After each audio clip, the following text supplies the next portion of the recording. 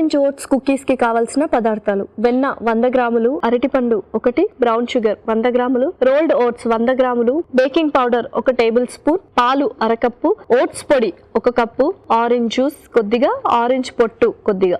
Orange oats cookies తయారు చేసుకునే విధానం: ఒక బౌల్లో అరటిపండు వేసి మెదుపుకోవాలి. దీనిలో ఓట్స్ పొడి, rolled oats, brown sugar, baking powder, orange పొట్టు, ఆరెంజ్ జ్యూస్, పాలు వేసి బాగా కలుపుకోవాలి. ఈ మిశ్రమాన్ని వెన్న రాసిన బేకింగ్ ట్రేలో ఉంచి బేక్ చేసుకోవాలి.